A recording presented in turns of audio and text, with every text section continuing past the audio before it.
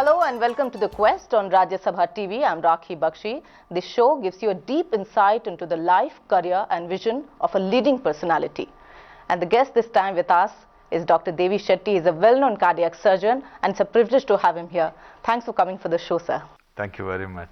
Tell us about your early life. I mean, there is a body of work today, Dr. Shetty, that you have. But how did it all start? A small village that you were born in with 9 siblings altogether, including you. How was it like?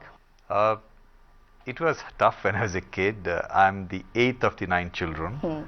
So growing up in a large family with so many older children, you need to be smart to survive. So you learn the art of survival. But also, as you are growing older, you see your parents are growing older very fast. And what did they do? My father was a businessman. My mom was a housewife. But they were growing old. My father was going in and out of the hospital. So in our life, doctor is like a god because he's the only one who could save our parents. So maybe that's the reason why I chose to become a doctor. But one was reading about it and one got to know that especially when South African doctors reference in school that influenced you and you decided that this was the moment that you really thought that you'll be a doctor. I was in 5th standard and I think it's 62 or 63 and my school teacher came and announced that today somebody in South Africa did the world's first heart transplant. He removed the heart from a dead person and put it on somebody with the diseased heart, and I got so excited. That's the day I decided that I should become a heart surgeon. In fact, I decided to become a heart surgeon before I decided to become a doctor.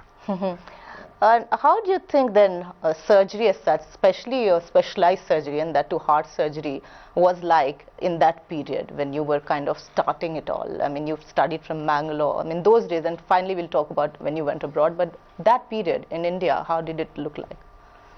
See, when I was a medical student, all the heart condition did exist in those days. So if you looked at any of our medical books, say disease called mitral stenosis, there were 2 pages for signs, 2 pages for symptoms, and 4 pages for pathology and all kinds of things. But treatment, there are only 2 sentences because there's no treatment available. Yeah, but things have changed now. I'm sure the viewers will get so encouraged to hear that. But then you went to London, the Guy's College. So how did it all change your knowledge, your perspective, and what did you bring about when you came back home again? First of all, working in, I used to work at a place called Guy's Hospital in London. Yeah. It's one of the Europe's largest cardiac units. It will expose you to a larger picture of delivering healthcare than just doing heart operation. Because National Health Service was undergoing turmoil at those days, and I could see how the budgetary allocation happens, how in a country a chauffeur or his boss get admitted to the same ward, they get operated in the same operating room, they are taken care equally well. So I can sense that this sense of equity you really brought back as a strong value when you came to Kolkata later. Exactly, yeah. I realized that healthcare is very important, and it is important in a manner that no one should suffer because they have no money. Yeah. Healthcare should become a fundamental right. And then you came to Kolkata and first neonatal surgery actually, which you did, which actually brought you in news also, so to say. Tell us about that, and we'll of course talk to you more about working with Mother Teresa. But tell us about those Kolkata days, which actually, I would say, made Devi Shetty into what he is in terms of adding to those human qualities in a doctor. I think the credit should really go to Calcutta, which really gives a lot of importance to people who want to make some difference to the society. Calcuttans should be really proud of what they have done to the society. But more than that, you see, those days pediatric cardiac surgery was unthinkable because people never thought children were born with the heart disease, and also they thought it's not possible to operate on a newborn baby. Interestingly, we produce 28 million babies a year. 1 out of 140 children born anywhere in the world has a heart disease. Technically, we produce about 600 to 800 children a day with heart disease. And majority of these children are born in poor families. They can't afford to get the operation done. So essentially, that was the early years.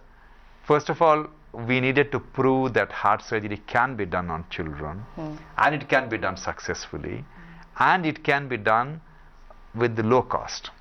That and was then the challenge. you used technology, and this camera that were used finally to close these holes, as you say, and block it. You see, technology, everyone perceives technology as a tool of the rich.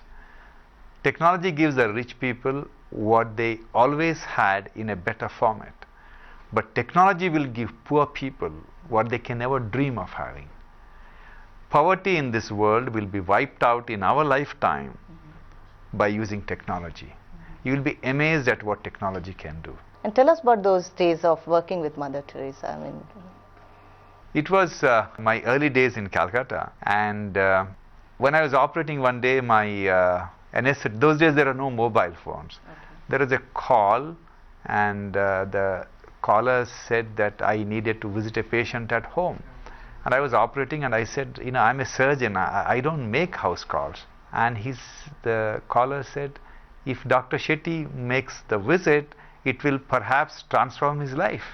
And I said, all right, if that's what's going to transform my life, I don't mind making a house call. And when I made the house call, there is a time I met Mother.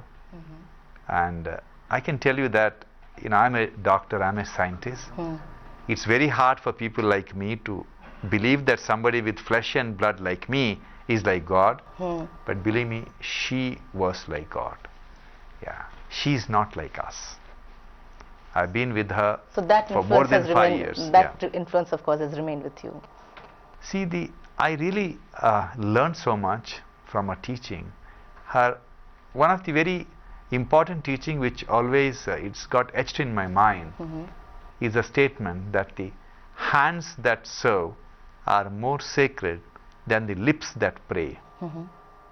So much that you also offer today, Dr. Devi Shetty, to the world today, and especially in India. We are talking right now to Dr. Devi Shetty in The Quest. We are going for a very short break, but don't go away. We are coming back shortly.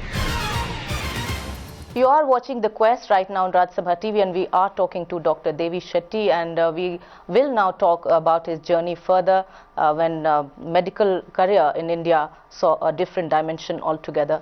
And then we come to Bangalore, where Narayan Hridyalaya took place. Tell us about the whole concept that it came up. The whole concept is based on the fact that everyone on this planet must have access to high-tech healthcare, including heart operation. Indians are genetically 3 times more vulnerable for heart attack than Europeans. The average age of my patients in England was 64, 65. In India, it is 45. In my practice, it is not the young son bringing his old father for a heart operation. It is the old father bringing his young son for a heart operation. Heart attack, heart disease is a disease of the young breadwinners of the family. In the process, because we are not able to take care of them, we perhaps produce the largest number of young widows in the world. If a solution is not affordable, it is not a solution. It's pointless talking about all the developments in healthcare if 90% of the world's population cannot afford it. India requires 2.5 million heart operations a year, 25 lakh heart surgeries a year. All the heart hospitals in the country put together perform less than 1 lakh 10, 1 lakh 20 heart surgeries. What happens to the rest? But do you, sir, also, sorry, I would like to bring in here, do you say this pattern of heart disease is more, I mean, we're talking about our country, more of such cases happening here? I mean, do you see a pattern somewhere, or how would you really look at it? Indians are genetically 3 times more vulnerable for heart attack than Europeans. Being an Indian is a risk factor. We are the diabetic capital of the world, and diabetes leads to heart disease. Added to that, we have one of the highest incidence of smoking. We have very poor diet lifestyle. We have very poor diet intake. So essentially we are sitting on a time bomb which is about to explode. Do you think that having seen things abroad, your vision was expanded in terms of putting things right in place here in India and bringing such a unique concept?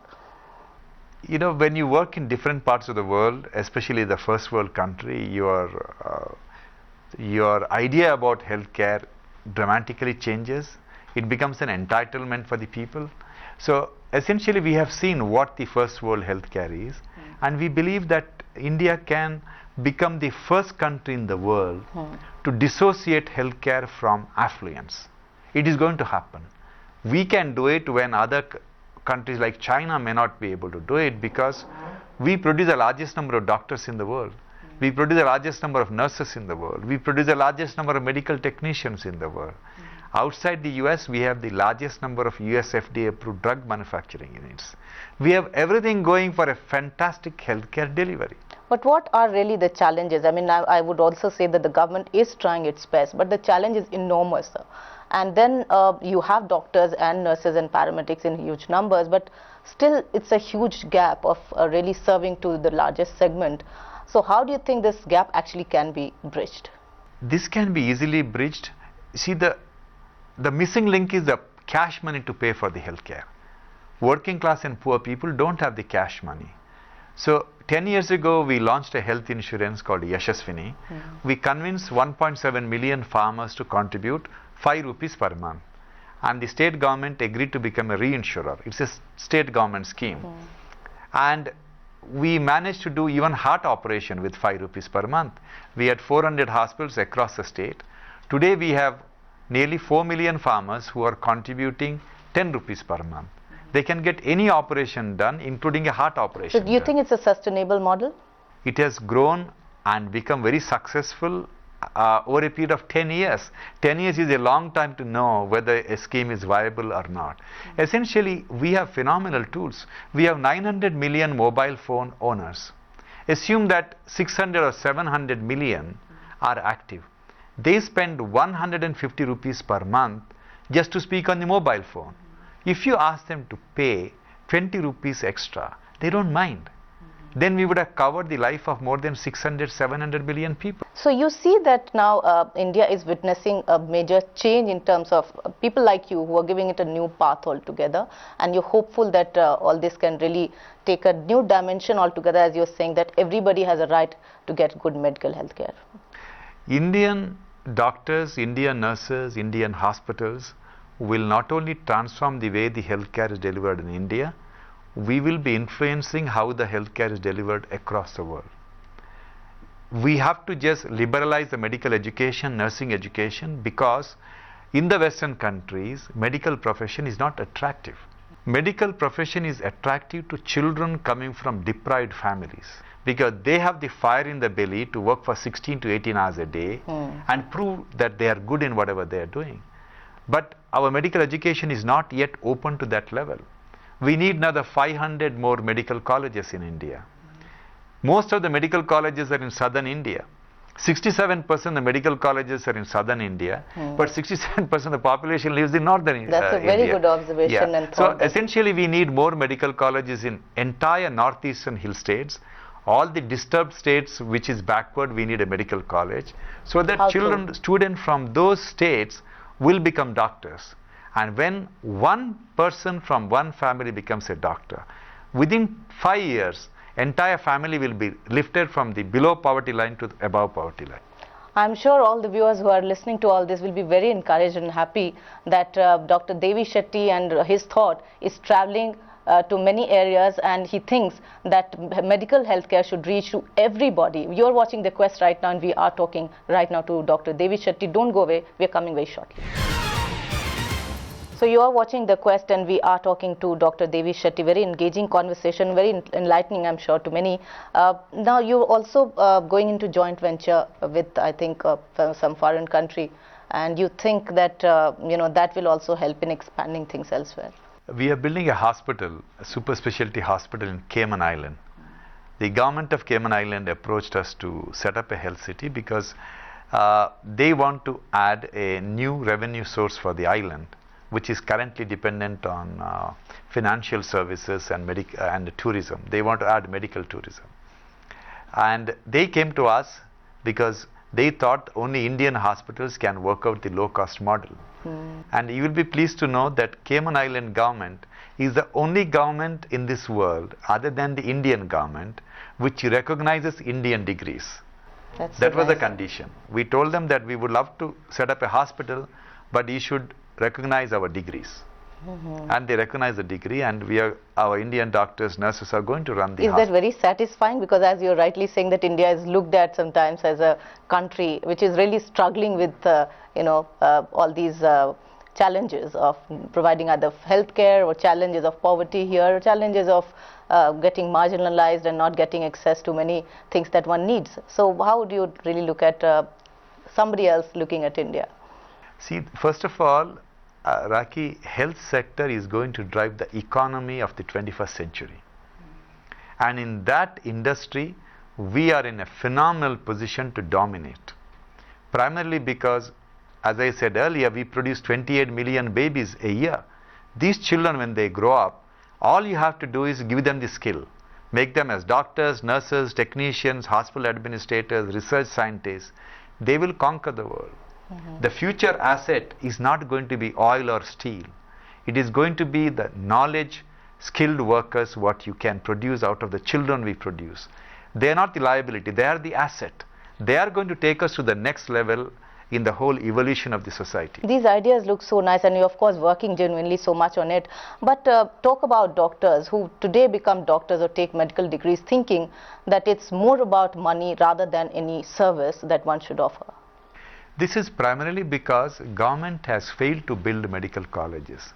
Around 15-20 years ago, all the governments across the state decided that medical colleges must be built by the private sector. So when private sector invests 200-300 crore rupees for a medical college, obviously they can't do charity. So if you want to transform the way the healthcare is delivered, government should build the medical colleges in all the district headquarters hospitals. We have 650 district headquarters hospitals. Convert them as medical schools. Let children from poor families become doctors, and these kids will transform the way the healthcare is delivered. And you can see the transformation in 6 years. You don't have to wait for one person's entire lifetime to make the change. For example, the government introduced this NRHM scheme, and it's also talking about sending doctors to rural areas. So because rural areas need really good care. But at times it seems that not many doctors are willing actually to work in rural areas because of the obvious problems that exist there also. One of the main target of NRHM is reducing the maternal mortality in India.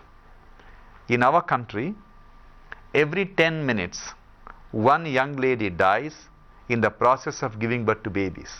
She is not sick, she is not a patient. She dies because proper medical attention is not given when she is giving birth to a baby. Why we are not able to give it? Because to perform 20% of the deliveries across the world result in cesarean section. To do a cesarean section, you need a gynecologist, we need an anesthetist, and we need a pediatrician. We need to do 5.5 million cesarean sections a year. To do that, we need few lakh gynecologists. And we only have about 30,000 or 40,000 gynecologists. So unless you convert the 40,000 doctors we produce every year as gynecologists or anesthetists specialized, you are not going to reduce the maternal mortality. It is pointless government spending 30,000, 40,000 crore rupees if there is no one with the license to perform the procedure. You have to understand, in healthcare industry, unlike in other industry, you have a laptop which is broken down. Anybody can open the laptop and meddle with that. But to touch a human body, you need a license. And you need a license not only to touch the body, to do the particular procedure. I am a cardiac surgeon. If I do a cesarean section, I can be sued. I need to have That's where some of the problem arose, in fact, and we see some of these cases where people are kind of sometimes losing faith because of some cases going wrong and their voice is not being heard. You know what I mean, when there are these confusions take place, and then there are all kinds of allegations towards each other also happens. Till now, we are very privileged to be doctors in this country. We are still respected as someone who can be trusted. And I hope and pray to God that this trust will only get better, and for the future generation of doctors, we'll also continue to enjoy the love and regards we have enjoyed in our lifetime. Dr. Shetty, you are so busy, and we know that 15,000 operations now, and I mean, so many operations in a day, and you're so busy. How do you handle this kind of stress? I mean, is there some formula that you kind of maintain your own balance to really treat such people and save so many lives that you are? It is not a stress to be a doctor. It is the best thing what God has given to me, and for next 10 lives, if God ever gives me, I want to be a doctor and I want to do exactly what I am doing. It's a very great and satisfying profession, because we see transformation in few hours. A typical patient of mine is a little baby who's very blue, very unwell. We talk to the family, take the kid to the operating room. 4 hours later, the kid is in the ICU, and we bring the mother to see the kid. Mother comes and looks at the baby, and we tell her that this is your baby. And mother looks at the baby and says, this is not my baby. Then we tell her, this is your baby. Then really? She says, he was very dark before, now he's pink. Then we tell her that, yes. This is what gives you joy every day? And the next question she asked, will he always remain like this? We say, yeah, she's going to remain like that. That is the joy you take back every day. Yeah. But I've heard that you have a little bit of interest in music also. So how do you unwind sometimes, whenever you get little time? I love music. When we operate, we have lovely music at the background, and in my office there is some chanting all the time, and I love any type of music. I don't like hard music, but any soft music. I have a great family. I have a wonderful wife. I have loving children. I have 3 sons and a princess. And God has been very kind to me in every which way. There is nothing in this world I want which I am deprived of.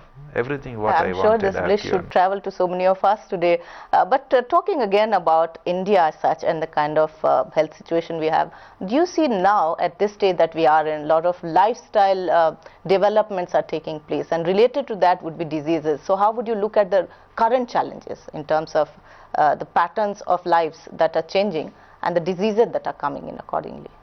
In India, one of the greatest disease is which is hurting a lot of people, is the fear of disease. Not the real disease, but more than that, we have a very high incidence of diabetes, high incidence of hypertension. These good number of them can be prevented, or at least the complications can be postponed, because we are not spending enough money in creating awareness about the adverse effects of smoking. But now, thanks to the government, we see a lot of advertised material in the movie theater about how the tar in a cigarette can influence your lungs. They have done a great job. They should have done it many years ago. Similarly, awareness about the hypertension, which is a silent killer, awareness about the kidney problem, early detection of cancer. So the lot of activity should be done by the government and the policymakers to educate the people, so that not that people don't care. A significant percentage of the people, if they are told at a very early stage of their life that if you lead life this way, you are going to land in trouble. So essentially, awareness has to be created, and our way of cooking is not good for the heart. We have one of the worst ways of cooking our food. So we use a lot of deep fried food stuff, which is not good. And we culturally, we are not used to exercise. We are not thinking when we're eating or cooking. So that's one of the problems. You are talking about also technology, which is an advantage in terms of everywhere in all the fields, especially in healthcare also. We strongly believe that within the next 5 years, smart software will make smarter diagnosis than doctors like us.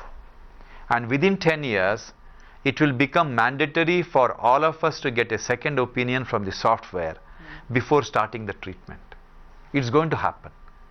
And this transformation will start from India, because we have the most smartest people who can bring about these changes in technology.